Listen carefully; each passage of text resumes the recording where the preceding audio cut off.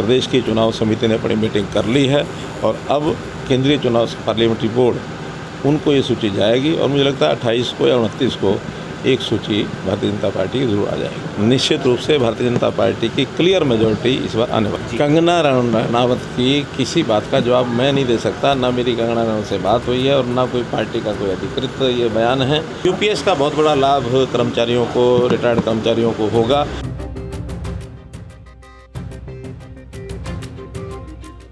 चुनाव नजदीक आते ही नेताओं के दौरे करनाल में तेज हो गए हैं। करनाल लोकसभा से बीजेपी के सांसद और केंद्र में बिजली मंत्री मनोहर लाल कर्ण कमल पहुंचे। वो कार्यकर्ताओं के साथ मिलते हुए नजर आए। वहीं कई मुद्दों को लेकर उन्होंने अपनी राय रखी। उन्होंने प्रदेश की जनता को जन्माष्टमी की शुभकामनाएं दी। उम्मीदवारों की लिस्ट को लेकर उन्होंने कहा कि एक सूची बनी है, काफी लोग अपना बायोडाटा दे रहे हैं।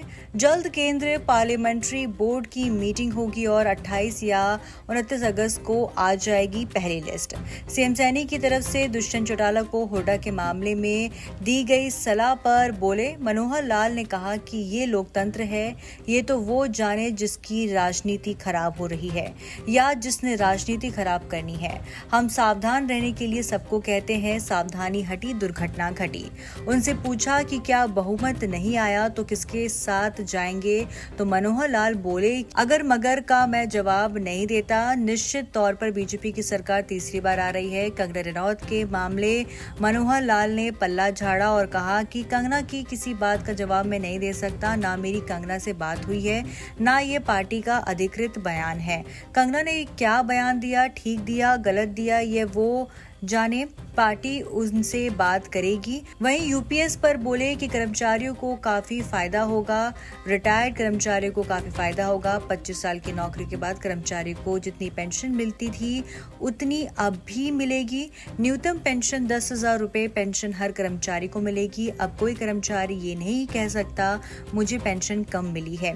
मनोहर लाल से पूछा क्या करनाल फिर से सीएम सिटी बनने जा रहा है, तो उन्होंने कहा कि अब देखेंगे, करनाल जिसको विधायक बनाएंगे उससे पूछेंगे कि वो सीएम बनाना चाहेंगे या नहीं।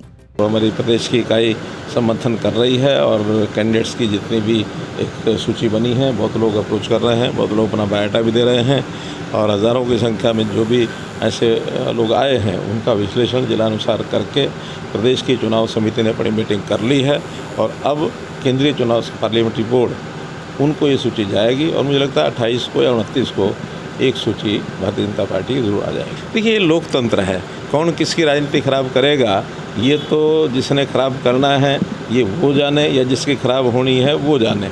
लेकिन हम सावधान रहने के लिए तो सबको ही कहते हैं कि सावधान रहो और सावधानी बरतने में कोई हर्ज नहीं। सावधानी हटी दुर्घटना घटी।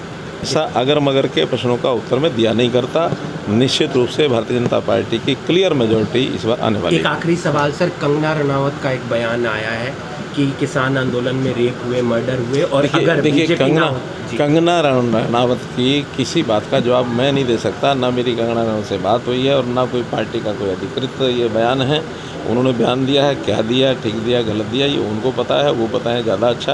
ये तो पार्टी उनसे बात करेगी। यूपीएस का बहुत बड़ा लाभ कर्मचारियों को, रिटायर्ड कर्मचारियों को होगा, क्योंकि रिटायर्ड कर्मचारी इस बात में फंसे हुए थे एनपीएस ओपीएस। तो अब मुझे लगता है कि इस यूपीएस आने के बाद जो भी यानी शंकाएं थी, जो दुविधाएं थी कर्मचारियों की सब समाप्त हो गई हैं, निर्मूल हो गई हैं।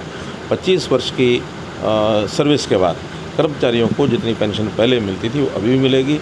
10 साल से 25 साल के बीच में उनके नंबर ऑफ़ ईयर्स के हिसाब से उसका एक सिस्टम बनेगा, फार्मूला बनेगा। लेकिन न्यूनतम 10,000 रुपया पेंशन ये हर एक कर्मचारी के लिए तय की है कि वो ज़रूर मिलेगी। कोई कर्मचारी अब ऐसा नहीं कह सकता कि मुझे पेंशन बहुत कम मिली है, क्योंकि बहुत कम समय के लिए जो कर्मचारी होते थे उनका कंट्रीब्यूशन चाहे सरकार का होता था, उनका होता था, बहुत कम होता था।